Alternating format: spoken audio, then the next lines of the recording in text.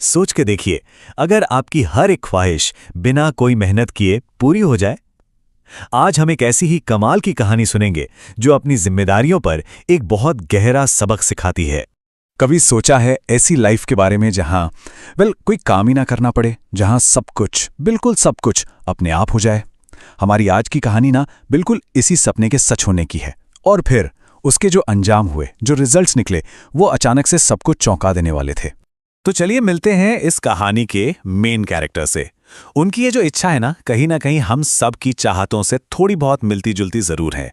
ये है किशोरी लाल, एक ऐसे ब्राह्मण जो भगवान शिव के तो पक्के भक्त थे, लेकिन उतने ही पक्के आलसी भी।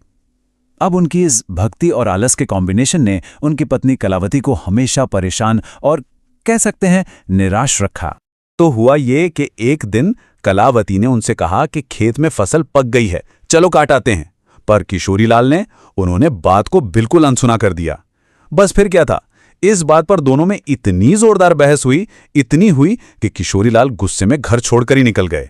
गुस्से और फ्रस्ट्रेशन से भरे हुए किशोरी लाल सीधे पहुंचे शिव मंदिर और वहां उन्होंने रोते हुए भगवान शिव से एक ऐसा वरदान मांग लिया जो उन्हें हमेशा हमेशा के लिए काम करने के झंझट से आजाद कर दे। और बस यहीं से कहानी में आता है एक इंटरेस्टिंग ट्विस्ट। किशोरी लाल को उनका मनचाहा वरदान मिल तो गया, लेकिन उसके साथ आई कुछ ऐसी शर्तें, ऐसी कंडीशंस जो उनकी जिंदगी को हमेशा के लिए बदल सकती थीं। तो भगवान शिव ने उन्हें दिया एक छोटा सा मैजिकल त्रिशूल। ये कोई मामूली त्रिशूल नहीं था, ये एक ऐसा पावरफुल टूल था जो किसी भी चीज को अपने आप काम करने पर मजबूर कर सकता था। मतलब सोच के देखिए, किसी भी आलसी इंसान के लिए ये तो बिल्कुल सपने के सच होने जैसा ही था। लेकिन इस मैजिकल त्रिशूल के साथ कुछ बहुत जरूरी रूल्स भी थे। रूल नंबर 1, त्रिशूल को किसी भी चीज पर रखो और काम शुरू।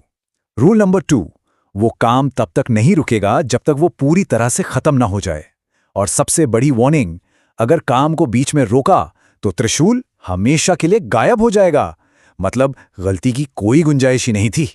तो इन्हीं नियमों के साथ किशोरी लाल ने शुरू की अपनी नई नो मेहनत वाली लाइफ। और हां, कुछ टाइम के लिए उनकी जिंदगी सच में एक सपने जैसी हो गई थी। घर पहुंचते ही किशोरी लाल ने अपने इस नए ऑटोमेशन टूल को टेस्ट किया। उन्होंने त्रिशूल को रखा चाय के बर्तन पर और बस सोचा कि एक कप चाय मिल जाए, और बस पलक झपकते ही एक गर्मा गर्म चाय का प्याला उनके सामने हाजिर था। बगीचे में पानी देना था, कोई प्रॉब्लम ही नहीं। किशोरी लाल ने त्रिशूल को पानी के पाइप पर रखा, उसे काम पे लगाया और खुद आराम से सोने चले गए। ऐसा लग रहा था जैसे सारे काम आउटसोर्स हो रहे थे। यहां तक कि गर्मी लग रही हो तो हाथ हिलाने की भी जरूरत नहीं थी। बस त्रिशूल को पंखे से टच किया और वो अपने आप हवा करने लगा। उनकी जिंदगी से जैसे मेहनत शब्द ही गायब हो गया था। लेकिन जैसा कि ऐसी कहानियों में अक्सर होता है ना, जो चीज जरूरत से ज्यादा अच्छी लगती है वो हमेशा अच्छी नहीं रहती। और बहुत जल्द किशोरी लाल का यह सपना एक भयानक, एक डरावने सपने में बदलने वाला था। तो हुआ ये कि एक दिन किशोरी लाल का मन किया एक शानदार दावत का, ऐसी दावत जिसमें तरह तरह के पकवान हों। उन्होंने अपनी थाली उठाई और त्रिशूल से अपनी ये इच्छा जाहिर कर दी। और फिर जादू शुरू हुआ। उनकी थाली से एक के बाद एक लजीज पकवान निकलकर सीधे उनके मुंह में जाने लगे। हर निवाला स्वाद से भरा हुआ। वो तो बस परम आनंद का पल था। लेकिन ये आनंद बहुत जल्द एक भयानक डर में बदल गया, क्योंकि उनका पेट तो भर गया, लेकिन खाना वो रुकने का नाम ही नहीं ले रहा था। थाली से पकवान रुके बिना एक अनकंट्रोलेबल फोर्स की तरह लगातार उनके मुंह की तरफ आ रहे थे। और यहीं पर किशोरी लाल ने कर दी अपनी सबसे बड़ी और शायद सबसे अहम गलती। उन्होंने त्रिशूल को ये तो बता दिया कि उन्हें पकवान चाहिए, लेकिन ये बताना ही भूल गए कि दावत खत्म कद करनी है। मतलब उन्होंने काम का एंड पॉइंट सेट ही नहीं किया था। और इसी मुसीबत के बीच किशोरी लाल को वो सबक मिलने वाला था जो उनकी जिंदगी को हमेशा के लिए बदल देता। जब उनसे और खाया नहीं जा रहा था और खाना रुक भी नहीं रहा था, तो घबराहट और डर के मारे वो चिल्लाने लगे। उनके पास अब कोई और रास्ता ही नहीं बचा था।